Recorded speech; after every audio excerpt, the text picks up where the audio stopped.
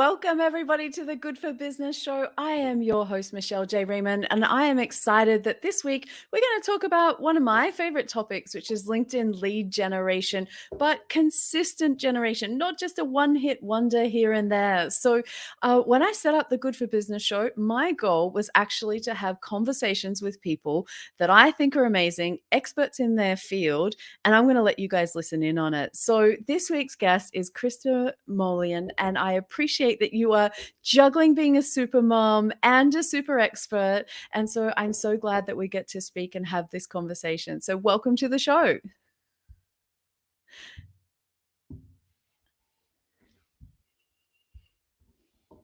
Sorry, I was on mute. I'm here. Make my big entrance. Thank you so much for having me, Michelle. So I haven't known about you for a long time. It's only been a couple of months, but I believe I found you because of Michelle Griffin, who has the 365 Creators Group and who does personal branding. And so I'm really excited because since I've discovered you, I've taken a new, fresh look at my LinkedIn company page, which was a sitting duck for a long time. So thank you very much. And now I really love your show. So thank you for inviting me because I'm very honored to be here. It is my absolute pleasure. And you're right, it hasn't been a long time, but in such a short period of time, I realized just how much we have in common and some things that you've taught me that I maybe not have thought about. And so I'm really excited. But for people that haven't come across you, who are you? What do you do? And who do you help? Wonderful. So I'm Krista Mollion. I've been an entrepreneur for over 20 years. So this is not my first rodeo. In fact, right now I'm building business number 3. I built an 8-figure virtual reality agency in San Francisco that I sold in 2017. Then I built a 7-figure coaching practice, a B2B consultancy. And now I'm on business number 3. I'm building an online educational platform for all things entrepreneurship called From Zero to Six Academy. Wow, that's amazing. So I'm on business number 1. I was almost an accidental entrepreneur. So I, had no intentions of ever being a business owner at the time I set my business. I literally quit my job on the spot for some stuff that happened out of my control, woke up the next day and went, I am never going to work for anyone ever again. And then the journey 2 years later, here we are. And I'm going to share some things that I've learned being at the start. And I can't wait to hear what you're sharing from, so much experience. So one of the things that I find, Krista, and, I promised the audience that this conversation is going to be one of those straight between the eyes, keeping it really honest, because I feel like sometimes, there's lots of coaches out there that might be there with the kid gloves on, and I know you're not that person. So what I want to do is have a real conversation. So one of the things that I find is people who own businesses that are listening into this have this perception that what they should be doing is just, jumping onto LinkedIn and starting to post. And there's no alignment with a business strategy, if there's a strategy at all. So what can you tell me in your experience with your clients that you've seen in this? Do you have the same experience that I do? Yes. So I think a lot of people are mistakenly short-term thinkers. They jump before they look where they're jumping. And as a business owner and a coach, I am all about planning. So step number 1 is to set a goal. So why are you on LinkedIn? And I have that post and I repost it every few months. In fact, I should probably do it again. And that post usually gets a lot of interesting answers. Like, what are you really, excuse me, trying to accomplish here on LinkedIn? And once you have a clear goal, who you're trying to reach and what message you want to say to them that stands out, that's different, you're going to see immediately everything you do gets better. And I have to stress, especially what you do that's different, because if you're like, I need to reach business owners to sell them LinkedIn coaching, well, so do so many other people. And if you know what the Blue Ocean Strategy is, it's a book I highly recommend. What you want to do is put yourself into a clean, fresh blue ocean by saying, I've built this program, I've built a framework that's different than what everyone else is doing. And that's what will draw people towards you in the red ocean of a million and other LinkedIn coaches. So figure out what your goal is and then go for that. Yeah, for me, I actually find when I have the first conversation with someone that I might be doing some LinkedIn coaching or LinkedIn strategies with, when I ask them, what's the goal for being on LinkedIn in your business? I get this blank stare quite often. It's just like, well, I should be on social media. Okay, why? And what are you trying to do? Are we going after brand awareness? Are we doing lead generation like we're talking about in this show? Or are we just on there for because we think it's a good idea and we haven't really thought things through? So, this is the thing. I'm like, how do you generate a LinkedIn strategy if you don't even have a business strategy set up? They should be working in tandem. And I just like I'm the person that jumped in the deep end. I am not great at planning. I full confession, planning is not my strong point. But I realize now, 2 years down the track, oh boy, I wish I had done some more. I would have saved myself time, probably saved myself money, but it's all part of the journey. So this is, something that I want to talk about some more because people are on LinkedIn to generate leads. Like I am unapologetically on LinkedIn 100% of the time to generate leads for my business. What do you think stops other people from generating consistent leads? Not understanding the process. Clearly, not only they have no goal of exactly, I want to generate 100 leads a month. So I need it to be a SMART goal, specific. I want to know what geographical location we're going to specialize in. I want to know what size of business we're going to specialize in. Are we going after companies that have less than 10 employees, like solopreneurs? Are we going after mid-level? And we need to kind of tweak things and adjust and see the sweet spot, because sometimes in the beginning, even if we pick a certain type of client, we realize that our services end up not really aligning, or the way we work. Or, for example, bigger companies have more money, but they also have lengthier hiring processes and a lot of red tape. So you might be looking at trying to get into this wonderful company that has 50 to 200 employees, but it will take 6 months before they can get the purchase order set up, get all your background checks. Like, they make a big deal out of it. So maybe you don't think that's the right strategy, because what are you going to live on while you're waiting? So we talk about different funnels, and I never spread myself too thin. Like, I want to diversify, but I want to have a very clear bread and butter clients so that I have revenue coming in all the time. This is the kind of stuff you would talk about first with a business coach like me, and then we would translate it into a LinkedIn strategy. And just yesterday, I referred someone to you, by the way. I do this without even telling you, but if they reach out, I told them to tell you that that you found out about it from me. Because I do think that first comes the business strategy, and most clients are hopping over the process, which means they go from, I'm going to show up online and then I'm just going to close sales. And you called this talk today, this podcast, lead generation. But remember, the lead generation has 3 phases: attract, nurture, and convert. And I just did a nurture workshop literally 2 days ago, because people tend to see it like, oh, wow, I found that client. Now I'm just going to pitch them my services. And then they said no, or they ghosted me. I don't know what I'm doing wrong. Why aren't they buying from me? I'm spending all this time on Sales Navigator, sending out the spam. Why aren't they buying? And the truth is, because today's business is not done that way anymore.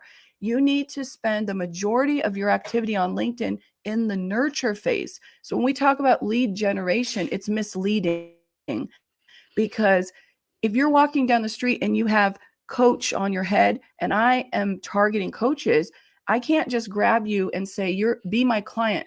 So the nurture phase is where we need to spend all of our activity. Yeah, for me, it's like that whole wham bam, thank you, ma'am. We're connected. Here, buy from me. And, I often talk about people can smell your desperation, and it's such a turn off, and no one is interested. And for me personally, I come from over 20 years of selling all kinds of different products in my time at very high levels, dealing with companies of all different sizes. It could be like $100 order through to a $10 million order. So I've been through the whole gamut of sales in my career.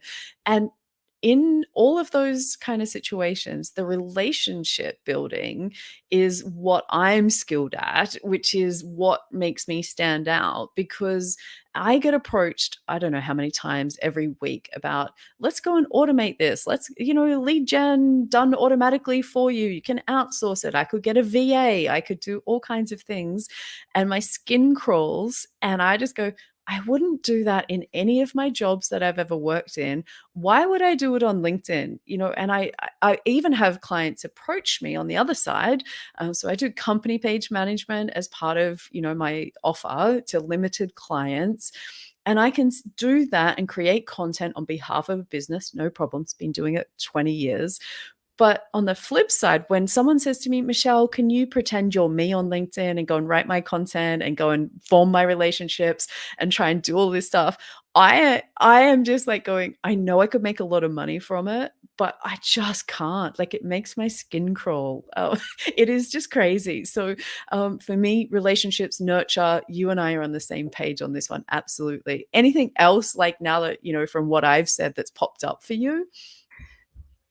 If everyone wants to take away one very valuable phrase that needs to be somewhere their mantra written for their LinkedIn strategy, this could apply to every strategy, anyone listening. It's, you can't outsource relationships. Repeat that over and over and over. So I have this problem as you, is they want done for you services. And the truth is that we're not here to build a following. I could care less how many followers I have. And I think that's where maybe I'm very opinionated. I actually have deleted following over the years. And not because I'm a snob or I'm trying to be snobby. I love connecting with people. The problem is, the bigger my network gets, the less I can manage the relationships. And until I grow a team, it's really hard for me to change that. So I'd rather stay small, but really nurture the relationship. And I'm always surprised when people collect connections. So I'll connect with them, and immediately, what do? I send them an introduction. I'm so happy to connect with you. Here's my intro post. I have a post which talks about my garlic, my wine, my cats, my kids. So it's a personal post. Then I have a video that I change up once in a while, my intro video. I have a short version from TikTok that's like 30 seconds. And then I have a long one that's like a minute from YouTube. And then I wait. And you know what happens, Michelle? Crickets. And these people, they sent me the connection request. So then I always ask, so what about you? Do you have anything you'd like to share? Silence. Then about 2-3 weeks goes by with my intro video, my intro, and they come back and say, how can I help you? Or they say, what are you working on in your business right now? And basically, bless you. Basically, I want to disconnect immediately from them, because I asked them, why did you connect with me? Yeah, you're absolutely right. And, I have the same thing happen over and over. And sometimes I make small allowances if I can see that someone's new to the platform, and I'll try and educate them and say, let's slow down a little bit. Here's how I think you could approach this differently and have a higher success rate. Like, I've been, like I said, selling for 20 years, 8 of them social selling on LinkedIn specifically. It's my bread and butter. There are not too many people that say, I love sales. I am that person. And so I say to them, look, I can help you with this, because I understand maybe sometimes culturally there are probably some bosses out there that are giving people KPIs which are unrealistic, and the only way they can do it is just churn and burn, churn and burn, churn and burn. And I've seen lots of lead gen companies say, oh, out of every 100 invites that we send out on your behalf, you will get maybe one accept. And I'm like, what happened to the 99 relationships that you just burnt?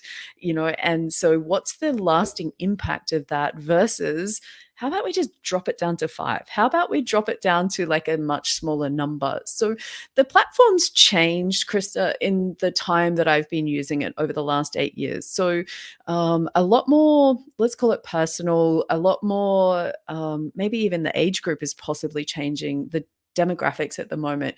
Do you think that makes any difference to being able to generate leads and build relationships on LinkedIn right now?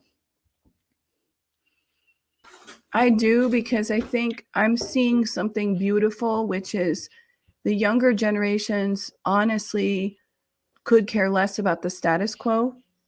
And it's almost like a revival of the 1960s.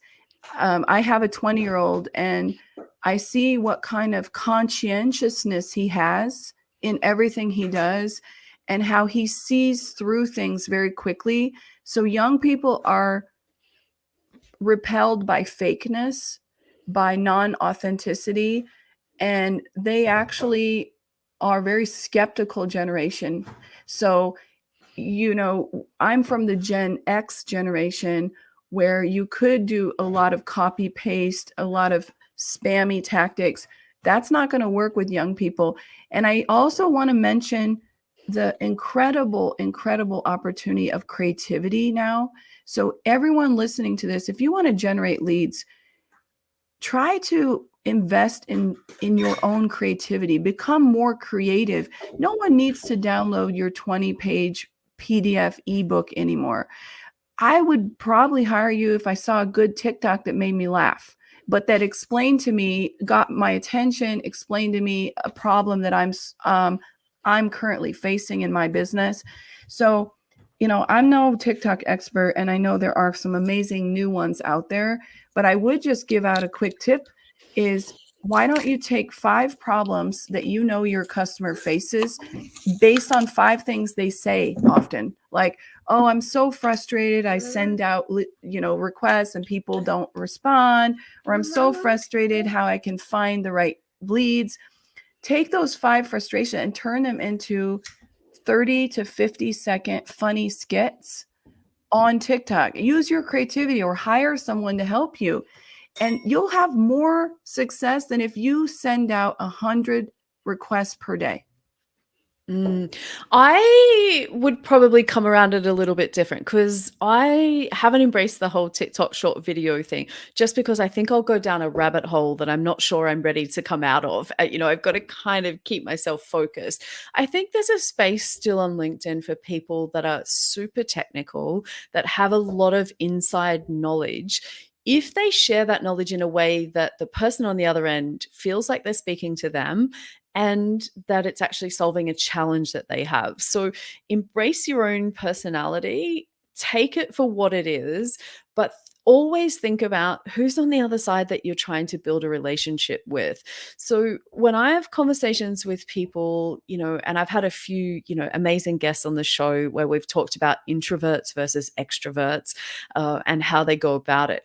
If you're an introvert and you're listening, there is no reason that you can't be just as successful on LinkedIn, because you can use the search bar, you can send direct messages, you can help support other people's posts. You don't have to be front and center to have success. So I find people kind of go, I'm an introvert. I don't really like social media. Okay, but if you have a business and you're on LinkedIn to generate business, you have 2 choices. You've either got to get good at it, or I don't think you can really outsource it on LinkedIn. So upskilling is the only solution that I have people is learn how to do it in your own way, but do it well. So you don't have to jump on LinkedIn lives like I love to do. You do not have to post content every day, but you have to find what works for you and do it consistently. Like you said, show up frequently, support other people, and start having conversations. If not, my recommendation, go grab a job ASAP and work for somebody else, because you're going to be, or hire someone to build up their own brand and build up your business brand with them, so that you actually can outsource that. Not outsource your own personal brand and relationships, but give that business development role to someone else, because otherwise it's just a hobby as far as I'm concerned if you're not active. I don't know if you've got anything you wanted to add to that. It's all about putting together your customized content strategy. So when I gave TikTok as an example, that's a trend. It's not going to fizzle out though. It is going to grow. So, but it's not in obligatory, like you mentioned. If you're an introvert and someone says you need to post 20 times a day and all of those have to be TikTok videos, run. It's all about customizing what works for you. But the main thing is to follow the 5 C's, which I call commitment, which means commitment to specific goals and showing up. Clarity, being really clear on your profiles and your content, who you serve and what you do. Congruency is having across all your social media actions and profiles congruency, so I see who you are and it's not different when I go to your business page or your personal page. Community, building community, and then being consistent.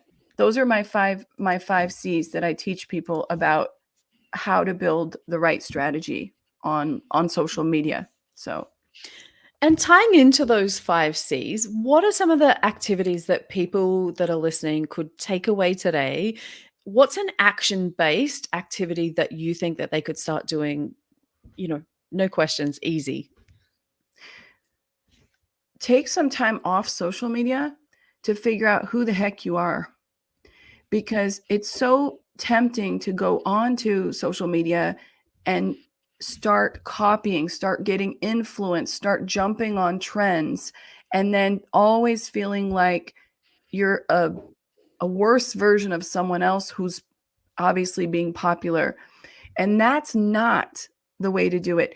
Go offline and say, this is who I am. These are my values. This is what I stand for. This is my mission. When I said, why are you on LinkedIn? It's so important for you to have a business mission. And my mission is I'm here to help entrepreneurs build profitable online businesses with services and skills that they really excel in already. I'm not here to find what you want to be when you grow up, or so I really try to convey that in all my content. And whatever I'm doing, personal or professional posts, I'm always tying it back into that mission because I know who I'm talking to. I hope. Sometimes I'm having a little bit of a deviation, but you see, that's what I think the best advice I can give people to do is go offline and think about what your mission is, and then come back and you're going to speak to that person. All right. And when you do that, use your real voice. Don't let other people influence you at all. My secret is what I call thinking aloud and then putting it into a post or a video. And I take risks. I am very controversial. My content is polarizing. So if you follow me after a while, you'll see that I post things that really do completely translate to what I was thinking. Get good at that. And maybe you're thinking, well, that will kill my brand. Yeah, it will, but it will kill the brand that you never should have had in the first place. So it will drive you towards the people who are your tribe. Because when I think aloud, flaws and all, it's not about being right or being perfect. It's about attracting the people who like my authenticity, even if they don't agree with my particular statement. So try to do that, because if you do that, you're going to attract your soul clients and you're going to start repelling people who you should never have been working with in the first place. Instead of trying to get more clients, that's another thing. Please focus on taking good care of the people you already have in your network. I see too many coaches selling LinkedIn trainings. Grow, grow, grow, grow, grow your following. Okay, so when is it enough? When you hit 1 million followers, will your ego finally be fed? The ego monster is dangerous. Stop following the ego monster and start showing up on LinkedIn with the thoughts of community, content, consistency, relationships. So that's really important. I think the thing that you hit on for me, which is, I'm going to say in the last 2 months, really struck a chord with me personally, is clarity. If you take that time off to get clarity, it just opens up a whole new world. So, how this played out for me, I changed my headline on my LinkedIn profile a couple of months, probably about 6 months ago. And I changed it so it was like a really great keyword LinkedIn friendly version of what I do. And I included, I was a LinkedIn live host and I had a podcast and I was an author and all this other stuff. Didn't inspire me, and it certainly didn't inspire anyone else to reach out and connect with me. I'm very confident. Sure, I may have showed up in a couple of searches, but it just wasn't me. And it just felt uncomfortable. And then there was one day I was sitting there and I was thinking, like, who are the kinds of clients that I like to work with long term? Who have been my favorites? And if I'm creating my dream business, why not create it with my dream clients? And so you talked about earlier about having, the right demographics about who I wanted to attract. And for me, it was a little bit different. So I want to work with ambitious, innovative, and purpose-driven business owners. Now, that the industry doesn't bother me so much. It's that drive, it's that they're actually willing to try something new and they're out to do something in the world. Now, I don't care what that something is. I just want them to have that ambition. And I think that's a word I saw on your profile or one of the pages that you showed me. I want business owners who are out to not just plod along, they're out to actually grow, they're out to do the work. And I think this is where you and I probably resonate with each other, because I think we're very similar in that kind of style. And so for me, I changed my LinkedIn headline and I put that out there, even though I thought, oh, should I really say ambitious? Well, yeah, I should. And so I just let me be me. And I had a new high paying client for, I was going to say, within about 2 hours of changing it. And from then, all my content speaks to that. I'm able to rewrite all of my products that I've been struggling with and flapping about.